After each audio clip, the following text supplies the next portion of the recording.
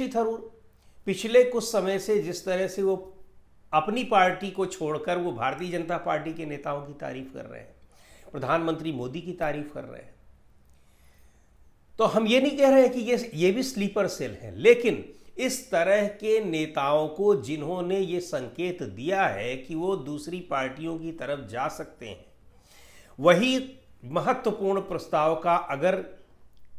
उसको पेश कर रहे हो और उसका अनुमोदन कर रहे हो,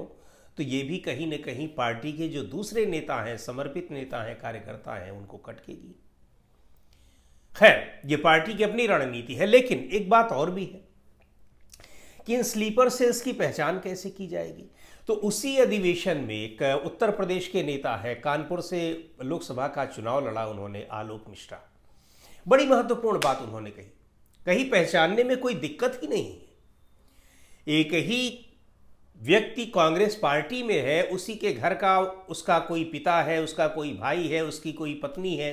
वो समाजवादी पार्टी में है या वो भारतीय जनता पार्टी में है, तो आप ये कैसे मान सकते हैं कि वो सत्तारूढ़ पार्टी में जो उसका रिश्तेदार बैठा हुआ है और वो कांग्रेस में रहकर वो कांग्रेस की मदद कर रहा होगा, कांग्रेस को आगे बढ़ा रहा होगा। और ऐसे कई जिला अध्यक्ष और शहर अध्यक्ष हैं, उन्होंने बाकायदा इसको राहुल गांधी और मल्लिकार्जुन खड़गे को संबोधित करते हुए उनके सामने ये बातें कही। तो है क्या कि इन स्लीपर सेल्स की पहचान कर पाना बड़ा मुश्किल है, लेकिन इतना ज़्यादा मुश्किल भी नहीं। बहुत सारे ऐसे नेता हैं जिनको ये पता था, कांग्रेस पार्टी में पिछले 10 साल में, वैसे पहले भी पार्टी छोड़कर जाने वाले नेता रहे,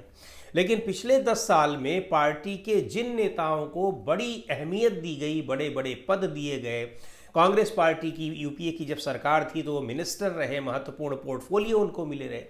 लेकिन जैसे ही सत्ता से वो बाहर होती है या फिर